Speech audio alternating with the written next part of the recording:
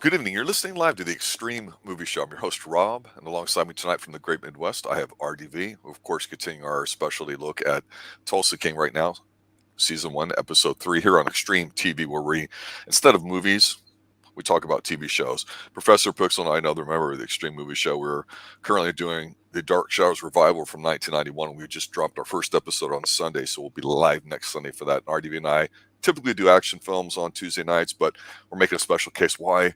Because the king of action, Stallone's the star of this vehicle. And RDV, I got to say, for my initial take, we went over the first episode, and there was a lot of hype to it.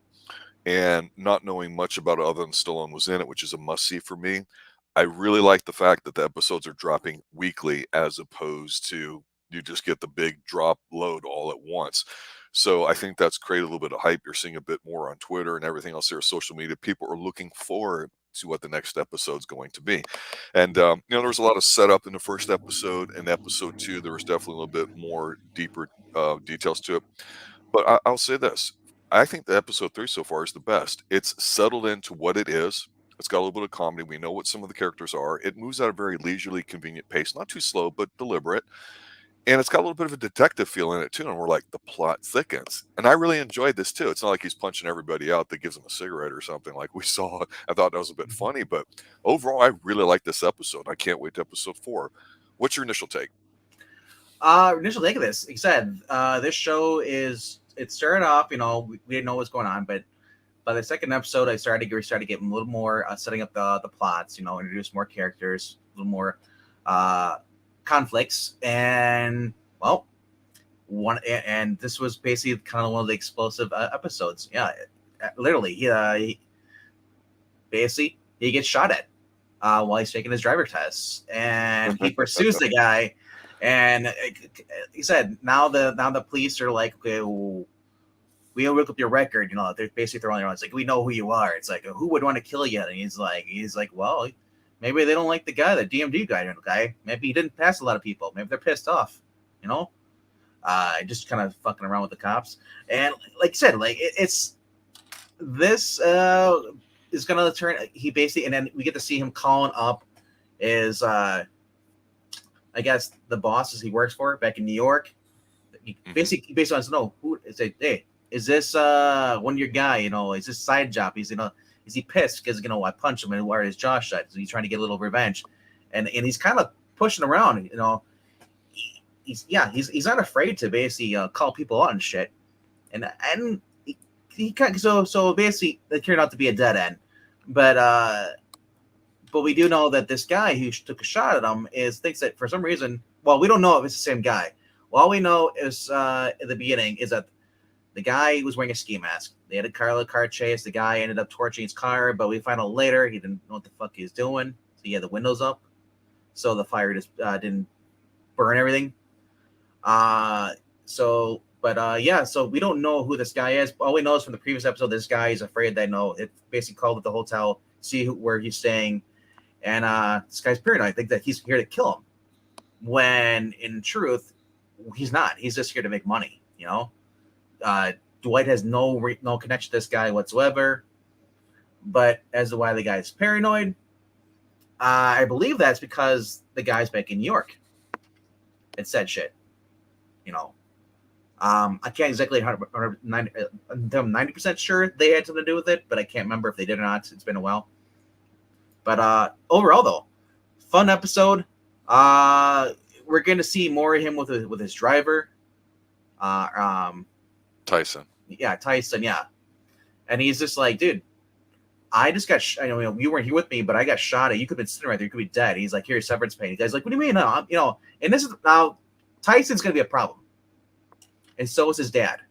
Because Tyson thinks I'm a gangster. He's like, dude, no offense, but you're not a bad guy, but you're also not a good guy either. You're kind of in the middle there. You don't have what it takes to be a thing. Because the guy's getting like you always see those kids.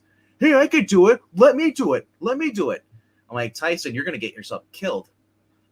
He's kind of like, in a sense, for those who watch Breaking Bad, he's Aaron's Paul character. Thinks he's tough shit. Later on, What we does see he him. bring? What? Let's talk Tyson for a minute here, Yeah, 'cause I think you're bringing up an interesting point. We see a scene in there where he's concerned. I mean, he's not treating Tyson poorly at all. You're going to no, argue that he's overdoing it. What does Tyson bring in their relationship? Because I agree with you. I think he could yeah. be a heavy. Think he could be a very good heavy. Tyson, in a sense, he's still fresh, wet behind the ears. Even though he's 25 years old, he doesn't understand the business. He's only watching. He's quoting all these movies. He's saying like, I could be a Goodfellas, Ray Liotta. He's like, dude, really? And I like how Stallone says, hey, Ray Liotta came this close to getting his head blown off along with his family. And it's like, and the fact that Tyson only knows about mobsters movies and stuff by watching movies, Hollywood. He doesn't know the real shit. I think that's a great point because his experience is not reality. Yeah. It's like everybody who's around 25 today. It's, well, this is what's on online or Twitter or the classics like Goodfellas, which, a lot of people love that movie, but, you got to go back to The Godfather and other stuff. So he really has absolutely no clue what he's getting No into. But I appreciate the fact that he has a sense of loyalty. desire and loyalty. Yeah. I do respect that from him. But yeah, as I said, we see him in the mirror, trying to psych himself up. I'm thinking like, and he's acting like not a gangster. He's acting more like the thugs you see, like the ones that are like in the gangs and like. It's like his bodyguard. Yeah, and so muscle.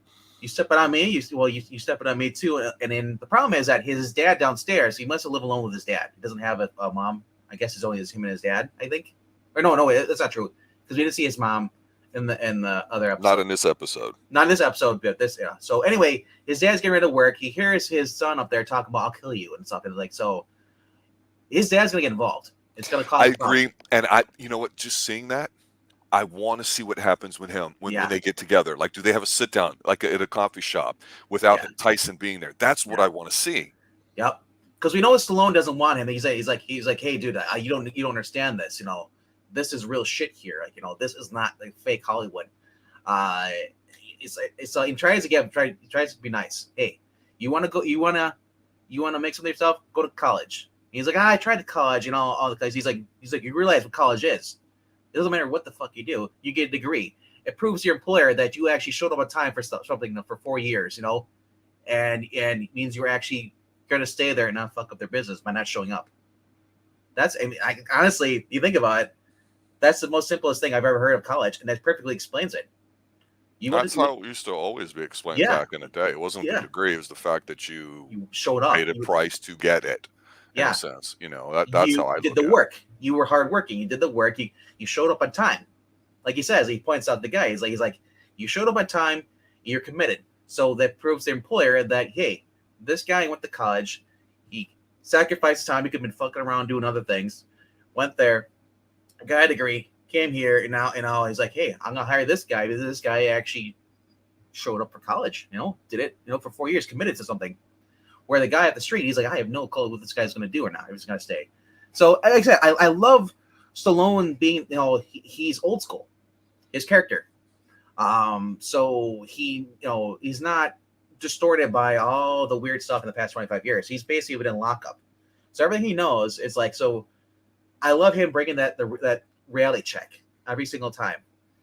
And, if we get to sit down with him and his father, Stallone and the guy's father, and saying like, what, I told him to go to college, from this, but Stallone said at the end though, the guy, because the guy says like, it's your choice. I'm not responsible. I gave you an out. Most people don't get an out in that kind of business. Yeah. That's the other thing. Yeah. So like I said, that's one part of the story. The other part of the story is that he basically does a little private eye stuff. I like this part too. Oh, I love it. He basically because him and Tyson were looking at the burn car. He's like, he points out, amateur, doesn't know what he's doing. Let the windows up. He finds the thing, and it's basically some kind of tag in there, and it's basically used for like on it's a logo. Yeah, and here in Central Florida, it looks like for a barbecue place called Four Rivers. That's all. Yeah, I know. Anyway, so it's tied to his horse ranch. They look it up online. Tyson looks up there. So you guys like, I'm gonna do it alone. So he goes by himself. And he pulls up this ranch, chats up the owner, female. You know who the owner is? I'm trying to remember who it is. That's Dana Delaney. Now we see her. Yeah. Okay, yeah, that's right. It's true. Because I was like, where did she come in? Now that I think about it, yeah, because it's been a while since I've seen Dana Delaney.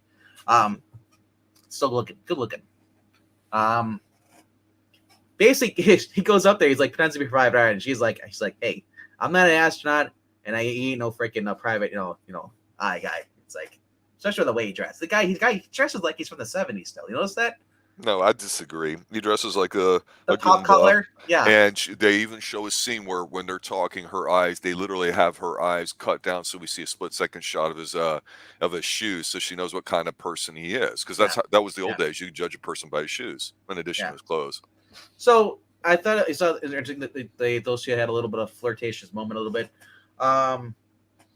So he basically asked, he's like, hey, can I look? Is any of your guys ever use this? Or no? He's like, really? And he's like, well, can we have a go around and ask? He's like, no. She's like, I have over 150, employees. And it's like, I don't know what they do outside of the ranch. They do here in the ranch. They're and they're all vouched. They're all good people. No records. And like I said, so when he says, he's like, okay. I was like, well, I'll leave. He's polite, and that's the thing about this character. He's polite. He's civil. Yeah, he's civil and polite until the point where he doesn't. It's the time not to be polite. So he goes, Just waits like out. Get Carter. I know. It's more like Evil Dead. He's like, I'll be polite until the point it's not to be polite. I keep waiting for bust out. There's a line in Get Carter, which is awesome at the beginning, where it's pure Stallone goodness, where he's punching up a guy, and the guy's like not saying nothing to him, and he punches him, and then he doesn't say anything else again, and he goes, "You sit there and shut your mouth, or we're gonna take this to the next level." And the guy's like, "What is that? Some sort of catchphrase?" And he pops him again. And this is before Mickey Rourke shows up, so yeah, it's awesome. But he just reminds me of Get Carter in here so much. His version of it, I should say. yeah. So at the end of this episode, we see him basically. He gets a phone call while he's waiting outside the ranch. It's dark. He's in his new vehicle. Crazy chick who that he slept with earlier in the episode. Yes, the cop, the ATF girl, the one he slept in the first episode. She bailed him on it. She basically met him at the police station because they took him down, taking his statement. She came in the waiting room, took him out. They had dinner, and then they had sex. But we don't see that. We don't see it, but it's implied. He's in the bathroom at his hotel. She's putting her shirt back on, and he's kind of bickering back and forth. He's like, he's like, you need help with your shoes. She's like, I got it. Look at her. It's like, basically, they're already a married couple. In a sense. God, no! If they were married, they wouldn't be having sex. All right. I meant as far as bickering, okay? But they are an item. Yes, they are an item now. So while he's waiting to see, who's going to come out of this, follow someone, she calls him because earlier she went to basically. We find out in the beginning of this episode, they're actually she was working this case. There was a guy held up at a farm, had a bunch of dogs, and he had basically they would try to calm him down. They would come in, but he's got a gun, and this guy shows up. I was gonna be so mad because he's got like 5 or 6 dogs in there. Yeah, if I know. they were gonna die, I was gonna get so pissed. Or if the dogs run out, like he's sicking them on her, and they shoot him, I was gonna be pissed. So this guy obviously must be cartel because they're white supremacist. What you think white supremacist? Okay, it's one of the two. Remember, they started introducing some of their other characters that we see, and this is his side pieces angle of her involvement from the ATF. That they've got a couple weird looking goon dudes there too that we haven't really met yet. No. So anyway, so they try to bring one of these guys in. They basically try to talk him down, and the guy basically says something to the other guy. He's like, "Oh, okay, I'm gonna let my dogs out. Don't shoot them. They're good dogs." And he lets like 5 or 7 dogs just run out, and then he blows up the house. So basically, this guy there with the FBI ATF is basically investigating because they have footage of this guy when they're undercovers and they're talking to him, and then they find some other chick, who basically was a former Marine or whatever. So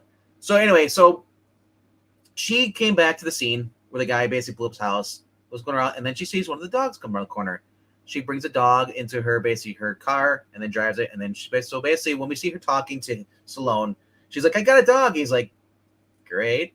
My thought though, with the dog though, because she got the dog, is there anything, because the guy let the dog go. I mean, he's a dog lover, or maybe there's something with these dogs on their collars. I No, wonder. I think you're reading too much into it. And well, here's my take. Let me say this. Maybe that could be true. Because again, only 3 episodes in, and we're focusing on the yucks and the characters and some interesting scenes and some of the action. Like I say, I feel like it's settled down because we see the plot taking shape. Because wait a minute, we did see this ranch, Dana Delaney's ranch, earlier. We just didn't know who was in or whatever because somebody had gotten a Yeah, phone call. So yeah, maybe it's one of the guys. We don't know. But this lady we talked about before is certifiably wacky. She kind of goes in her backstory a little bit about how she lost it after 9/11 in New York, was Sully in the plane landing, bounced around, had an ex-husband. So basically, she went, middle-aged crazy. Whether you want to attribute that to menopause or any of that other kind of silly stuff. The point is she is a loose cannon. Yeah, she reminds me, and you'll appreciate this here a yeah. little bit too, because I have not seen it all and do not know the extent of this character's arc. But in season 1 of Bosch, he's sleeping with the redhead woman that's Yes, actually yes, the crazy and cop. wants a little action. Yeah, I get a similar vibe from here, but more of a same. professional one. You know what I'm saying? And it She's makes sense. She would be attracted to a guy that's the boots. Yeah, yeah, exactly. And so part of me goes, even though he knows all these characters like Tyson, like her, and all that, I go, in the end, is he going to be able to trust any of them? And she's a collector; she wants something. So in her mind, I think she's settling down. She goes and has sex with him again. She goes and she picks up a dog. She's nesting again in a way. She's yes, fantasizing about this. And I think when that reality gets shattered, whether it's this season or next, that's going to be interesting. It'll be interesting to see everybody coming after him and how he handles it if they yeah. choose Because to go we that get the way. backstory too. She's actually from New York too, but she was run out because, well, she was a star. Got all these medals up for Yep. 9/11. It was when Sully landed the plane, and then she thought it was 9/11 again. She freaked out, and they let her go. And while they're having dinner, she says, they ask him, well, what do they do when you guys doesn't hold up? Well, you got the better deal. uh, but yeah, I don't trust her. I don't trust Tyson. I think they're gonna cause him problems, both of Yeah. them. Yeah. And it's just gonna be the point where it's just shit's gonna hit the fan. Like you said, it's gonna Walter White. Like, he's good at what he does, but he's gonna have to. His compassion for these people is going to be the downfall. But you Uh, couldn't root for Walter after a while with Breaking Bad, could you? You could just see him transform, and while you could understand it, he was not a good guy. he never was a good guy, but for the first time in his life, he actually was good at something, and he was pissed because he had basically gave up that life of his original creation that he created. He was jealous, and he was just sick of his wife, and his, he just wanted more. He wanted to be respected. He wanted to be. Yeah, it's that anti-hero kind of thing in a way, right? Yeah. Yes. So with this though, this is kind of like not really an thing about respect. It's more about he's just trying to stay above water, and I think he thinks it's all gonna work out. But I'm curious if Stallone makes his character makes it out alive at the end of the season, or not arrested, or worse, where he has to go on the run with the girl, or it just like I said, it's like a spaghetti western. So much shit can go down at the end of the season, with the way they're building it up, and then especially the big thing reveal is it's the guy he followed back, from the horse From the ranch. ranch, yeah. Ranch turned out to be the same guy who basically was the guy who was following him at the hotel. So, and Stallone doesn't know. I don't know if he knows this or not, or if he just followed a random guy, but he followed him. And then he sees the guy get out of the car. He's like, okay, he's watching, and then he sees the kid run out. Basically, the guy has kids, Yeah. and Stallone kind of like slumps because he remembers his daughter, and he just called his daughter in the last episode. She wants nothing to do with him. Now, that being said, this is Hollywood. We don't know if his daughter's coming back. I mean, she is, as far as physical, she is credited for 6 episodes, at least. Mhm. So we might be flashbacks. We don't know, or could be phone calls or something. I don't know. Like I said, this is a show that right now is really good, and it's right now you can't really predict what's going to happen because there's so much can happen, and we'll find out. That's what's great about shows when you don't know what's going to happen. You have an idea, and then suddenly that idea is like changed by the next episode. I love these guys, and I love the suspense. Yeah, and at some point, what will happen is we'll get to a point where all the variables are set. So it's like you throw all your ingredients in the pot, you've turned on a certain temperature. Now it's just a question of time. What's going to happen? How is it going to react? Yep. And, I hope they don't wimp out. I know Stallone's come out and said that he would love for it to be in Palm Beach because it'd make it easier for him because he found doing TV very different than films and actually a lot harder than what I guess he thought. And he said the films are like a vacation compared to Yeah. the show. Yeah. And I hope that in no way is him posturing in terms of money because he has an executive producer credit on here. So it's friggin' Stallone. Your show's not going to run without him. I mean, it can, but you know what I mean.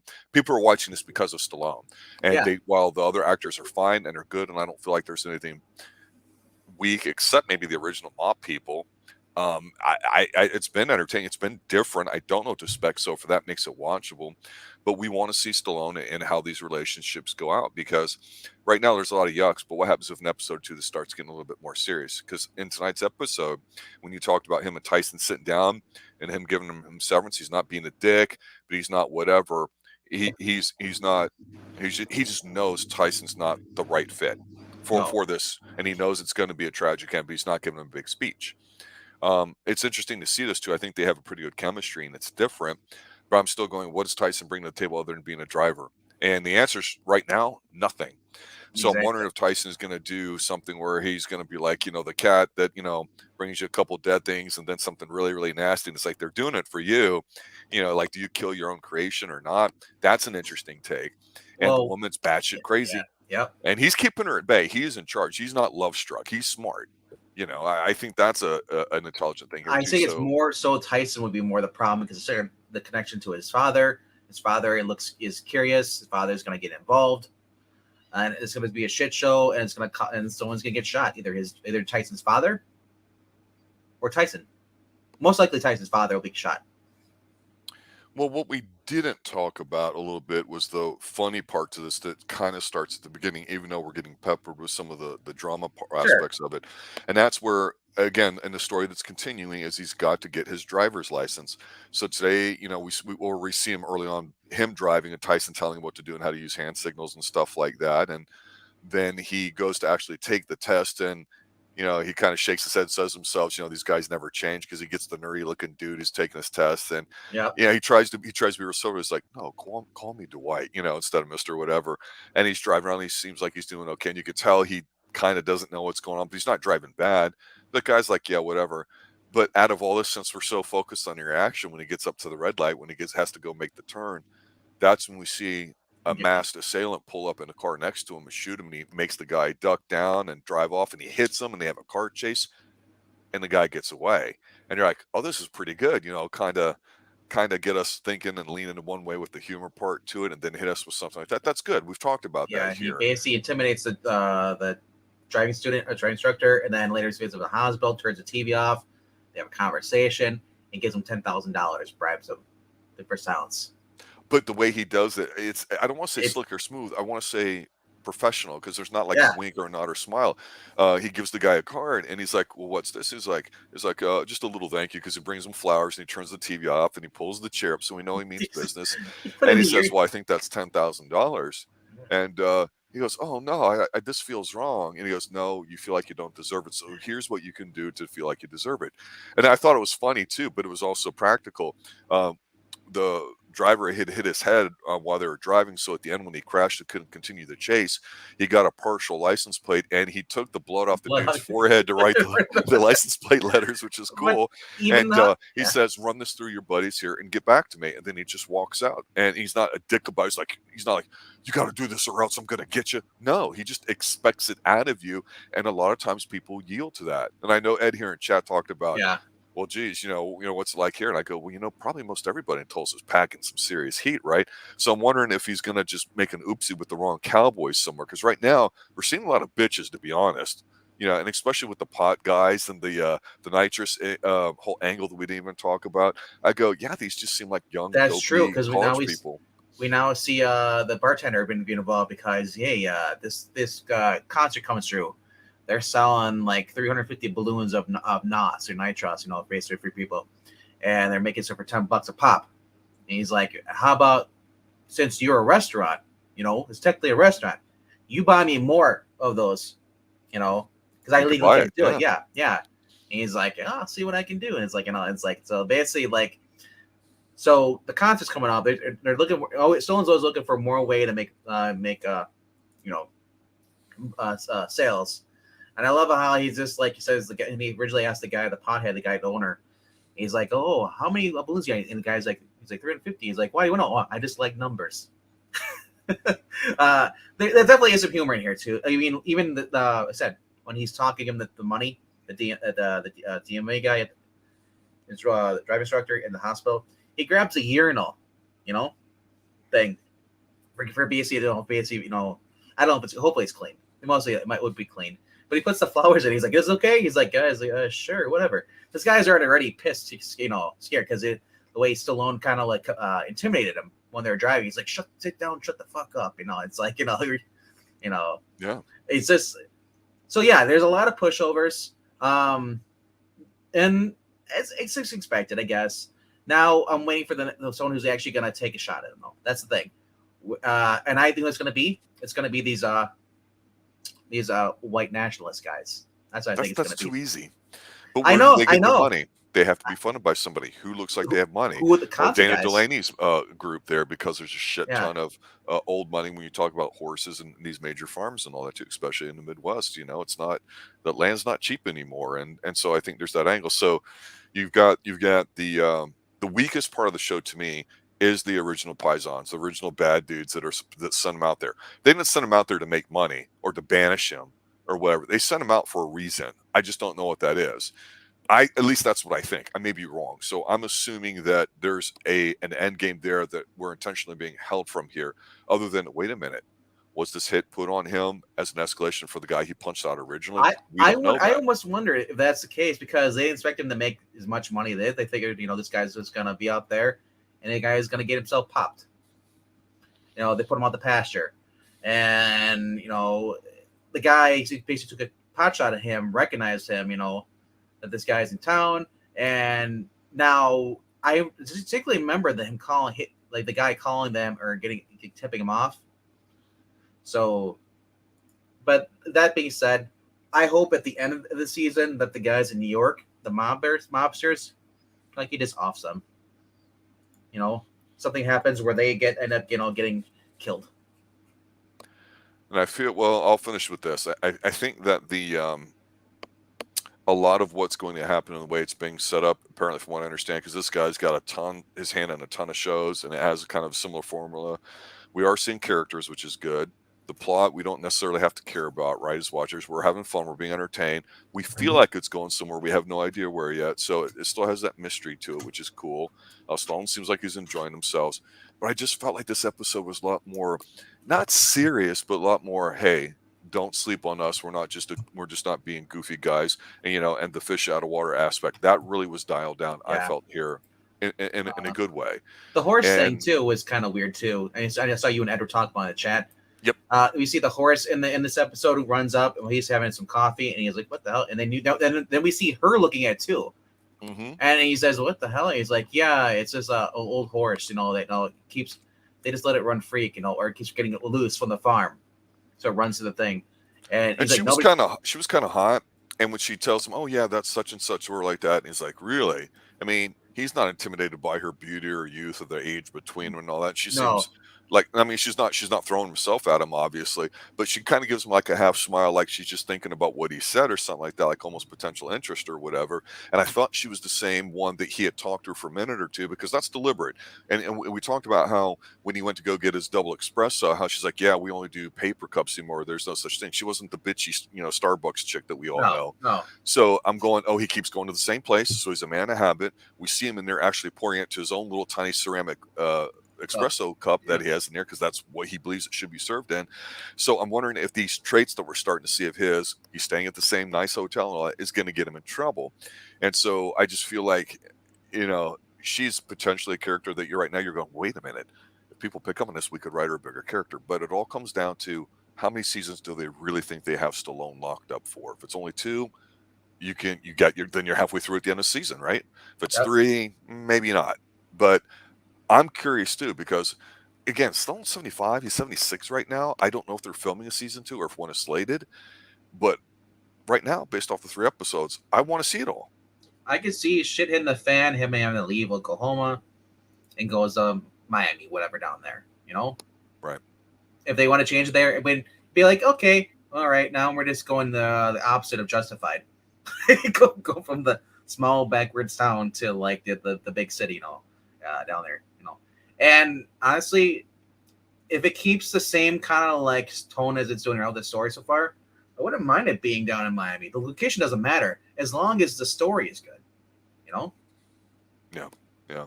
But Any other final thoughts or observations on this episode? well, the open contract, like you said, the old man, that he's friends with, the cop of New York. If he dies, yeah, I can see him, Stallone, being open season for him, because he's a problem, and especially if he narcs on him. Remember, he never narked on the old man. He was a good soldier. And imagine the stuff he might know. He could talk about, but then again, he doesn't. He's been a while, so he may not know really much at all. But I could see him pinning stuff on them as revenge towards the end. Make it look like, hey, these are the guys you want. These are the guys, But it feels like he's becoming, to me, like when he's dealing with the pothead guys, he kind of strong armed. They almost seem like they've accepted their roles with them and all that because the dude waves them at the party and explains stuff. So Grace. I almost feel like they're creating their own little mafia over there in a way, kind of unintentionally, even though he's just going there to make money to send them. So the weakest part of the show to me has been the original mafia family in the setup. That's probably by design. I would expect probably by next episode. I think there's only 8 episodes, so it would be halfway through. That there needs to be a little bit more strength and clarity there of what's going on. It can't be that weak or whatever because everything else is tremendous and I'm enjoying it big time. It's a lot of fun. I highly recommend everybody check it out and watch it. They get their hands on it. It's on Paramount Plus. Like I said, this whole show is, like I said, I love the fact that Stallone's character hasn't been exposed to the weird ways of the world now. So I love the little things he calls out. He calls that as this weird stuff. He like when the girl says a trigger, he's like, trigger, what the hell does that mean? So like I said, the little jokes, the little things like that. They're not really meant to be jokes, but it's just like it just comes out that way because it's weird. Yeah. So I mean, I love the little stuff like that, but it's still a serious show. It's not completely. There's comedy, not really is jokes. And we're just made to see this natural. It's amusing, I think. Right? Yeah. Basically, they're natural. They're not forced. Yeah. No, I'm ready for next Tuesday to check this next episode too. I know Ed is and everybody else here too. I'll close with this because I just give my final thoughts just for those listening here at the end too. Professor Pix and I reviewed one of the best movies of all time, considered by many, and that's Night of the Hunter with Robert Mitchum. Get your hands on that to watch it. You could argue it's a Christmas movie at the end, but it literally, whether you like it or not, it's pretty powerful. And while we've joked about like Gore and Gore 2 and Barbarian Queen and things that have been pretty popular here recently on the Xtreme Movie Show with Jack Palance and Oliver Reed, when you take the yucks away from it, and even with Stallone here, if you died tomorrow, Stallone's got an incredible catalog. He's a very prominent figure. Robert Mitchum as a name that we've only done, I think, Holiday Affair, talking about his rom-com last year on the Xtreme Movie Show. He's dynamite in the show, and he's terrifying. Will make you piss your pants, and it's a great movie to watch, not just for the way they choose to film it, because again, visual media is what's important. It's a simple story. It's executed perfectly. It moves well. You could argue it's got a lot of themes to it, and for coming out in the 50s to talk about family roles and sexuality and serial killing, mainstream, holy crap, that stuff was very taboo back then. But Robert Mitchum, my God, what a man full of charisma, and Stallone reminds me of him a little bit in his own way, and he was very educated like Stallone. So I see a lot of parallels between them, but Night of the Hunter with Robert Mitchum, you owe it to yourself if you consider yourself a fan of film just in general, whether you are a film snob or an elitist or a wannabe or just want to try something different. It's absolutely stunning, and it is a must-see movie. It's not one that, because of how heavy it is, you'd probably rewatch, but when you watch it and you get it, you're like, damn, it is that friggin' good. So I just wanted to bring that out there too, because a lot of people had commented to me recently about it, like, yeah, this is one of my favorite movies. I thought, yeah, it's nice to see that people really like it. And like that show, a lot of people seem to really be enjoying Tulsa King, even if some of the critics aren't, and we may address that next week here on the Extreme Movie Show. All right, it's saying you see it on Tubi. Yeah, it's really, really good, man. Oh, I'm glad you saw that. All right, for RDV, everybody involved here at the Extreme Movie Show, I'm your host, Rob. Take care. Have a good night. Check us out next Sunday when we'll be live 6 p.m. for Season 1, Episode 2 of Dark Shadows Revival from 1991. And to be determined at 7 p.m., but probably something holiday themed. And all three of us will be covering that. So that'll be a nice little check, too, to see what's going on with us here. If you got any suggestions, let us know. But until then, have a good night. And as always, stay extreme.